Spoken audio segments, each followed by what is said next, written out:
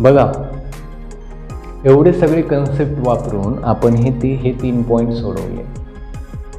आता डायग्राम बघून जसं मी सुरुवातीला सांगितलं असं असं करायचं आहे, असं असं करायचं आहे आणि आपल्याला 1 2 3 उत्तरं मिळतील. पण परीक्षेमध्ये तुमच्या रायटिंग स्किलला काय आहेत, मार्क आहेत. तर लिहित असताना मी जशा स्टेप लिहिलेल्या आहेत, प्रत्येक स्टेपजवळ शक्य तितकी रिझन म्हणजे त्याचं कारण काय ते लिहिण्याचं, एखादा थेरम असेल तर त्या थेरमचा उल्लेख करणं महत्त्वाचं ठरतं आणि आपण पैकीच्या पैकी मार्क काय करू शकतो, मिळवू शकतो. नमस्कार, मी सिद्धांत. आजच्या या व्हिडिओमध्ये आपल्याला वर्तुळ या चॅप्टरचा प्रॅक्टिस सेट 3.2 मधला क्वेश्चन नंबर 4 घ्यायचा आहे. हा व्हिडिओ स्पेशली मराठी मीडियमच्या स्टुडंटसाठी आहे. बघा, हा प्रश्न महत्त्वाचा का आहे, कारण या प्रश्नामध्ये प्रिव्हियस स्टँडर्डच्या म्हणजे तुम्ही आधी काही कन्सेप्ट शिकलेला असाल म्हणजे मागच्या वर्गामध्ये, आणि तसंच मागच्या चॅप्टरमधल्या काही कन्सेप्टचं ॲप्लिकेशन आपल्याला या क्वेश्चनमध्ये करायचं आहे. काय दिलेलं आहे बघा, आकृतीवरून तुम्ही सांगू शकता आपल्याला काय दिलेली आहेत. 2 बाह्यस्पर्शी वर्तुळे दिलेली आहेत. बाह्यस्पर्शी वर्तुळे म्हणजे काय, असे 2 वर्तुळे जे एकमेकांना बाहेरून स्पर्श करतात. आपल्याला आर हा या 2 वर्तुळांचा काय दिलेला आहे, स्पर्शबिंदू दिलेला आहे. तसंच रेषा AB ही 2 वर्तुळांना छेदून जाते, पण जाताना ही काय होते, स्पर्शबिंदू आर मधून सुद्धा जाते. म्हणजे आपल्याला काय कळालं, बिंदू ए, बिंदू आर आणि बिंदू ए काय आहेत, एका सरळ रेषेमध्ये आहेत. मग बघा, आपल्याला खालील 3 गोष्टी काय करायच्या आहेत, प्रूव्ह करायच्या आहेत किंवा दाखवून द्यायच्या आहेत. त्यातली पहिली गोष्ट काय आहे, बाजू AP ही समांतर बाजू कशाला दाखवायची आहे, बाजू BQ ला. आता हे दाखवत असताना सगळ्यात आधी आपण काय करू, बाजू AP आणि बाजू BQ कुठं आहे हे आपल्याला पाहायचं आहे. बघा, छोट्या वर्तुळामध्ये तुम्हाला इथं दिसतं बाजू AP आणि मोठ्या वर्तुळामध्ये तुम्हाला दिसतं इथं बाजू काय आहे, BQ आहे. म्हणजे अशा 2 बाजू, एक बाजू काय आहे, छोट्या वर्तुळामध्ये आहे आणि दुसरी बाजू काय आहे, मोठ्या वर्तुळामध्ये आहे. या 2 बाजू आपल्याला काय दाखवायच्यात, समांतर दाखवायच्यात. तर हे दाखवण्यासाठी आपण जर डायग्राम व्यवस्थितपणे ऑब्झर्व केली तर आपल्याला ऑब्झर्वेशन काय काय मिळतं हे आधी पाहून घेऊ.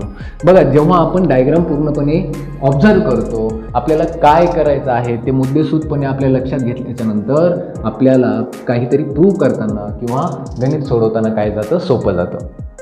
बघा, पहिले आपण काय करू, या छोट्या वर्तुळाचा विचार करू. या छोट्या वर्तुळामध्ये आपल्याला काय दिसतो, एक त्रिकोण दिसतो. त्रिकोण AP आणि R. या त्रिकोणामध्ये AP आणि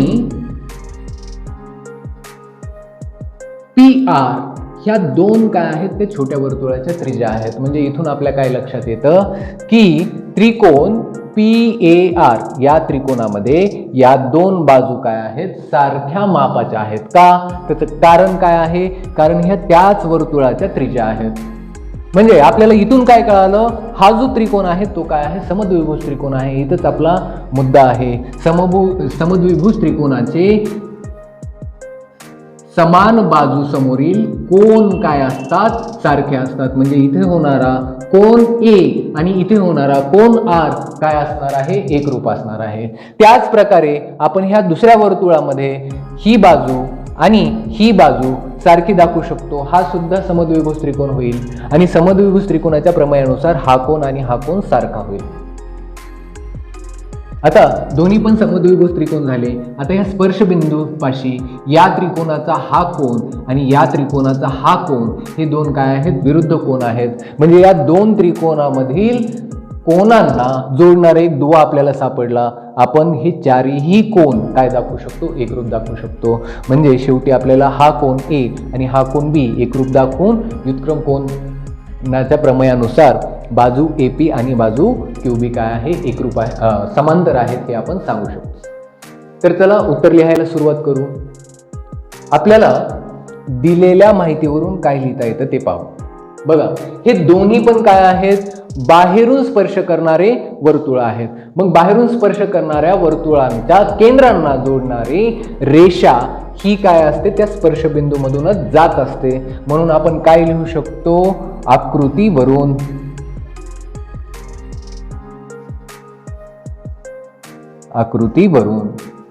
बिंदू P, बिंदू R आणि बिंदू Q हे काय आहेत, एका सरळ रेषेवर आहेत. हे P', R', Q म्हणजे हे काय असतं, आपण काय दाखवण्यासाठी लिहितो की असे बिंदू जे एका सरळ रेषेवर आहेत ते आपण P', R', Q' ने दाखवले. बघा बिंदू P, बिंदू R आणि बिंदू Q हे काय आहेत, एका सरळ रेषेवर आहेत आणि या दोन केंद्र जोडणारी ही रेषा आहे. आता त्रिकोण छोट्या वर्तुळाचा हा त्रिकोण घेऊ. बघा त्रिकोण PAR मध्ये, बघा कुठला त्रिकोण घेतला मी, त्रिकोण PAR म्हणजे छोट्या वर्तुळातला त्रिकोण घेतला. या त्रिकोणामध्ये आपण काय काय माहिती सांगू शकतो बरं. बघा बाजू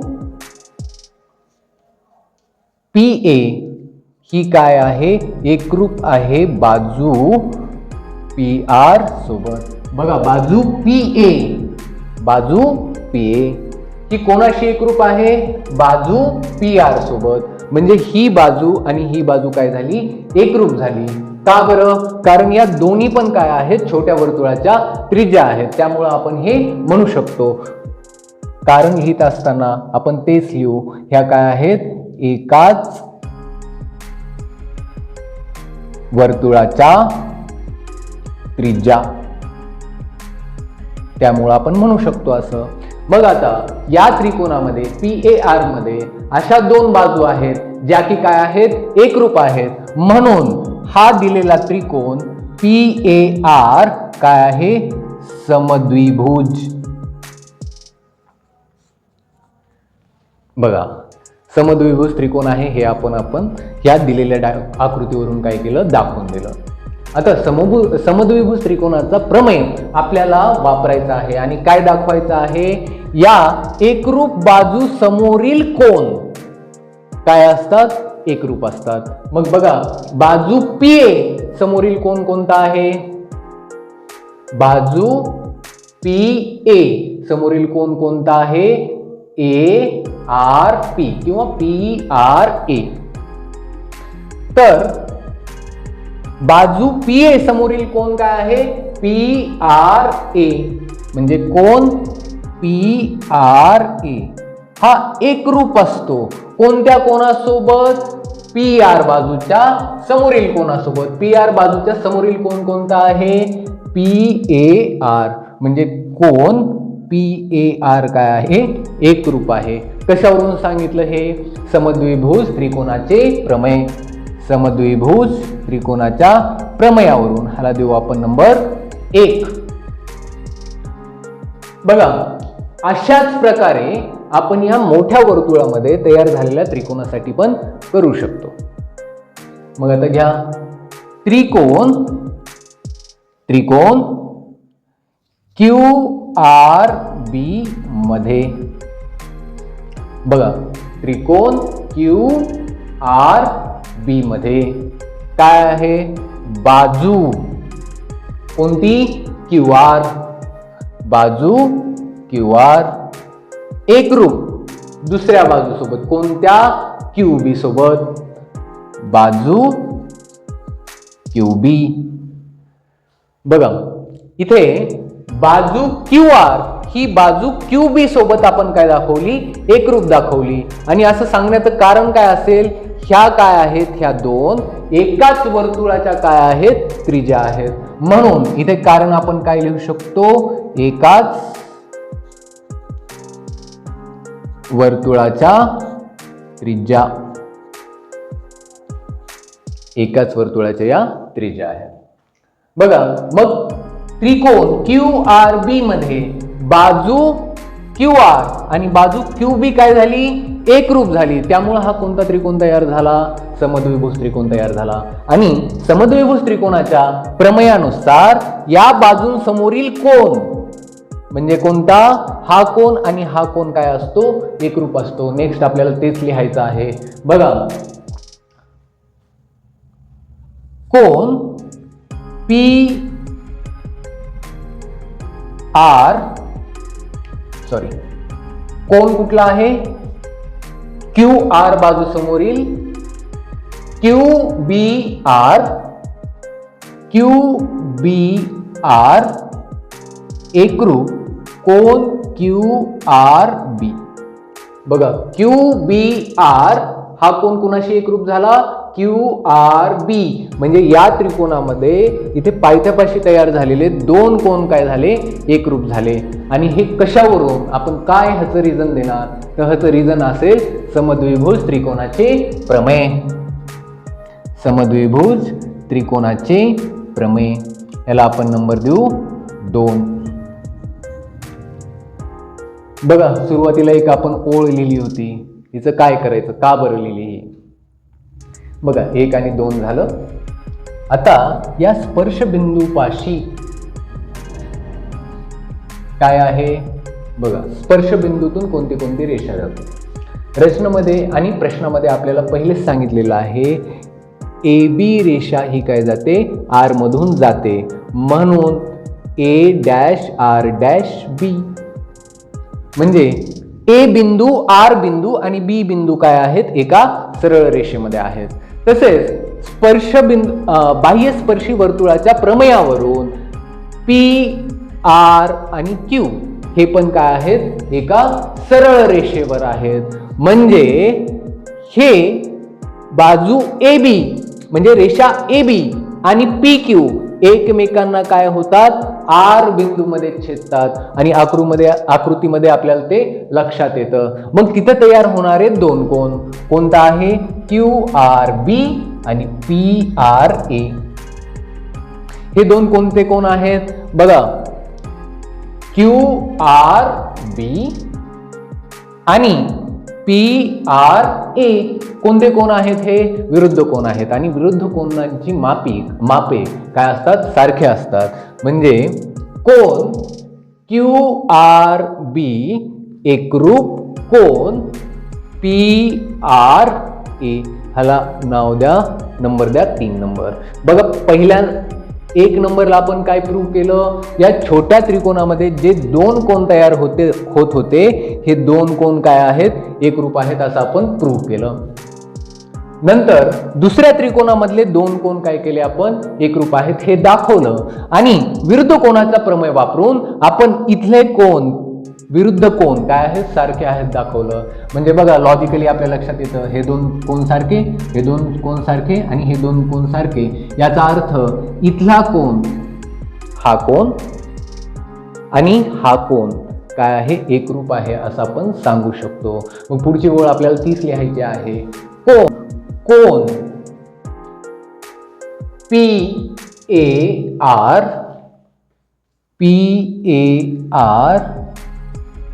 हा एकरूप कोणाशी आपण लिहू शकतो? क्यू बी आर सोबत. म्हणजे कोन क्यू बी आर हे दोन कोन काय झाले? एकरूप झाले. आणि ह्याचं कारण आपण काय देऊ शकतो? 1, 2 आणि 3 वरून. 1, 2 व 3 वरून. मग आपण सुरुवातीला काय लिहिलं होतं? ए आर बी हे काय आहे? एका सरळ रेषेमध्ये आहे. म्हणजे पी ए आर या कोनाला आपण काय लिहू शकतो? कोन पी ए बी. तसं क्यू बी ए. बघा, का लिहिलं हे?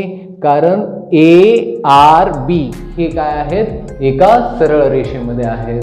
म्हणजे आता आपण प्रिव्हियस स्टँडर्डला शिकलोच आहोत, जर या दोन रेषा एकमेकांना समांतर असतील तर आणि तरच इथं तयार होणारे व्युत्क्रम कोन काय असतात, एकरूप असतात. मग आपल्या ह्या पूर्ण कॅल्क्युलेशन वरून आपल्याला इथला कोन आणि इथला कोन एकरूप आहे हा आपण दाखवलेला आहे.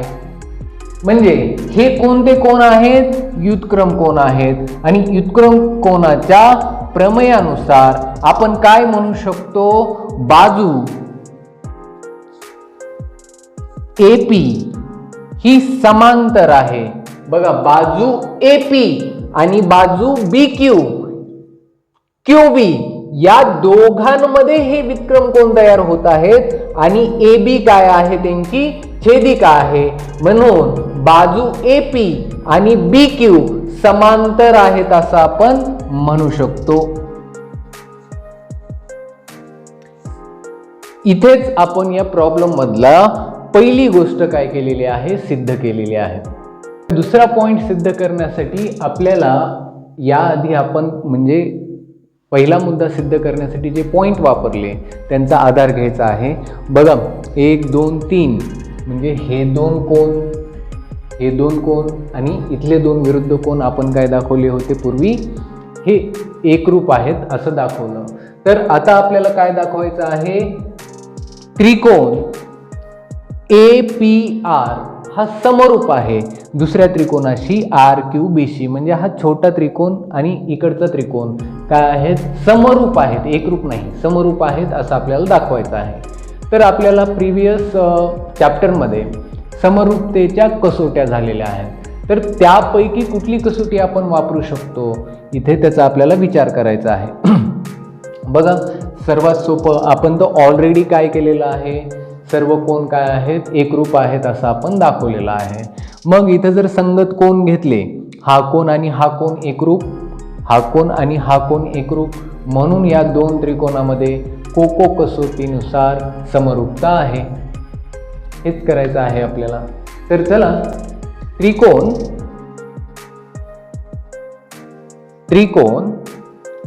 APR बघा, छोटा त्रिकोण व त्रिकोण RQB मध्ये बघा, हा छोटा त्रिकोण घेतला आणि हा एक मोठा त्रिकोण घेतला.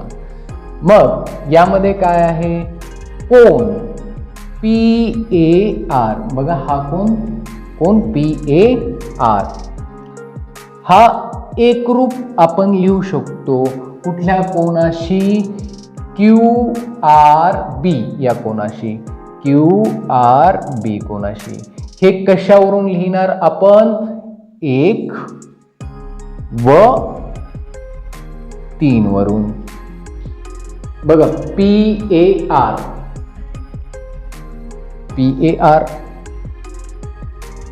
QRB 1 आणि 3 मध्ये ही बाजू आणि ही बाजू काय आहे, सारखी आहे. म्हणून आपण काय म्हटलं, हे दोन कोन आहेत सारखे आहेत आणि ते काय आहेत, त्या दोन त्रिकोणामधले संगत कोन आहेत. तसंच आपण दुसरं पण एक सांगू शकतो, दोन कोन PRA. बघा, या वर्तुळामधला हा कोन PRA, याचं संगत कोन कोणता असेल, RBQ. बघा, हा कोन QBR शी काय आहे, एकरूप आहे.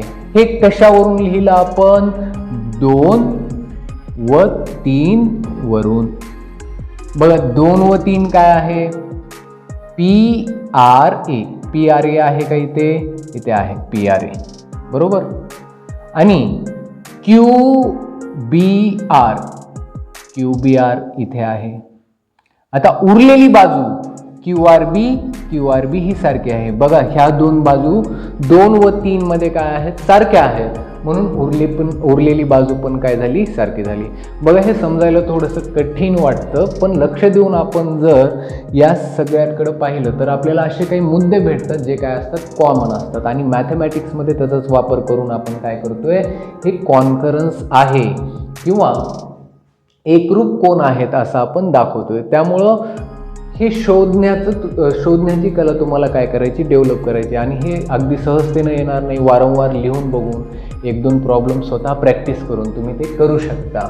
तर बघा इथे हे दोन्ही पण आपण काय दाखवले, या दोन त्रिकोणाचे संगत कोन, याचे हे संगत कोन आणि ह्याचे हे संगत कोन काय आहेत, एकरूप आहेत असं आपण दाखवलं. मग आता समरूपतेच्या कसोटीनुसार जर त्रिकोणामध्ये दोन कोन जर एकरूप असतील तर आपण काय म्हणू शकतो, दिलेले त्रिकोण काय आहेत, समरूप आहेत. त्रिकोण APR समरूप त्रिकोण RQB म्हणजे आपलं हे दुसरं जे आहे ते पण काय झालेलं आहे, प्रूव्ह केलेलं आहे, म्हणजे आपण दाखवून दिलेलं आहे. इथं रिझन लिहिताना आपण काय लिहिणार,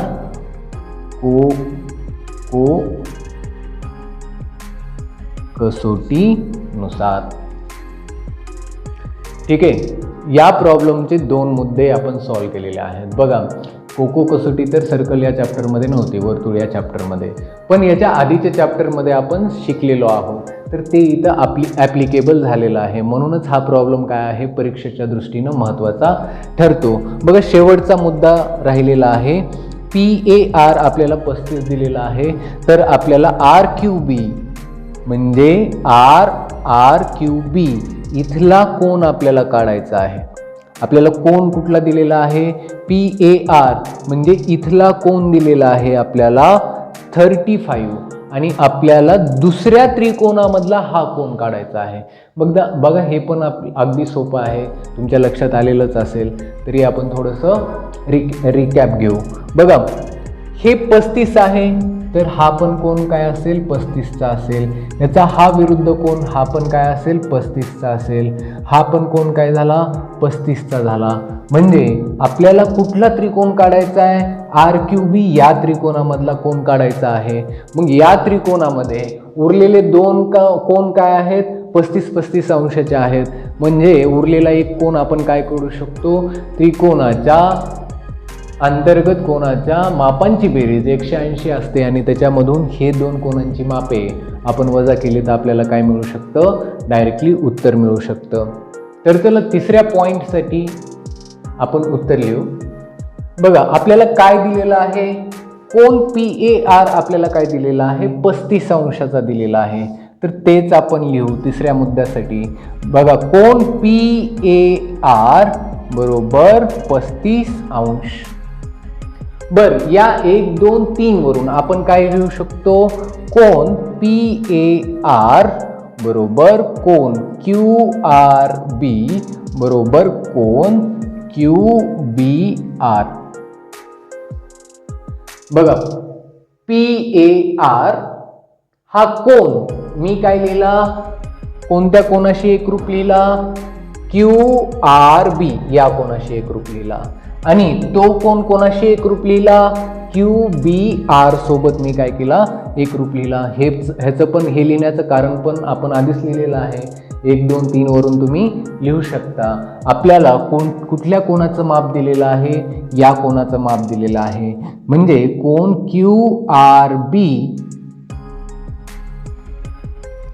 आणि कोन QBR हे एकरूप आहेत, आपल्याला माहितीच आहे. आणि यांची मापे काय असतील, 35 अंश असतील, कारण हा 35चा आहे. हे दोन्ही कोन कोणत्या त्रिकोणामध्ये आहेत, त्रिकोण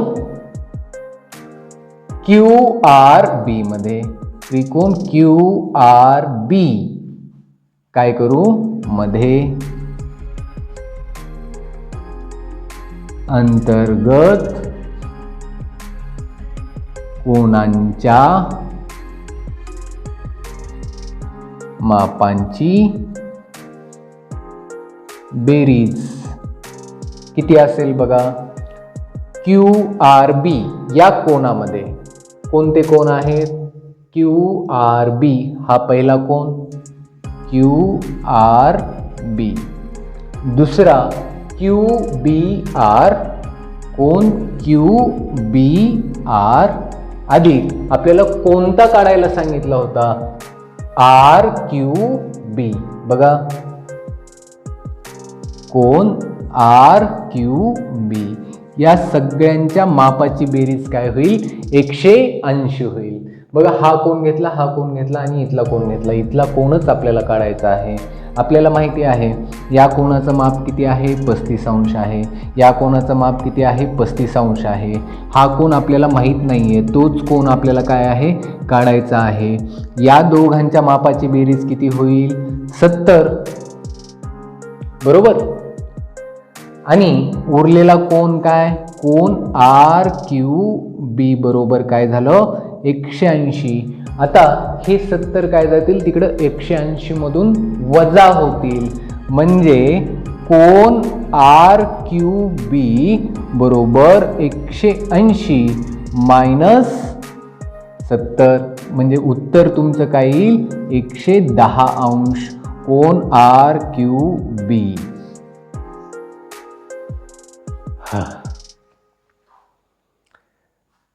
बघा, एवढे सगळे कन्सेप्ट वापरून आपण हे 3 पॉईंट सोडवले. आता डायग्राम बघून जसं मी सुरुवातीला सांगितलं असं असं करायचं आहे, असं असं सांगितलं असं असं करायचं आहे, असं असं सांगितलं असं असं करायचं आहे, असं असं करायचं आहे आणि आपल्याला 1 2 3 उत्तरं मिळतील. पण परीक्षेमध्ये तुमच्या रायटिंग स्किलला काय आहेत? मार्क आहेत. तर लिहित असताना मी जशा स्टेप लिहिलेल्या आहेत, प्रत्येक स्टेपजवळ शक्य तितकी रिझन म्हणजे त्याचं कारण काय ते लिहिण्याचं. एखादा थेरम असेल तर त्या थेरमचा उल्लेख करणं महत्त्वाचं ठरतं आणि आपण पैकीच्या पैकी मार्क काय करू शकतो? मिळवू शकतो.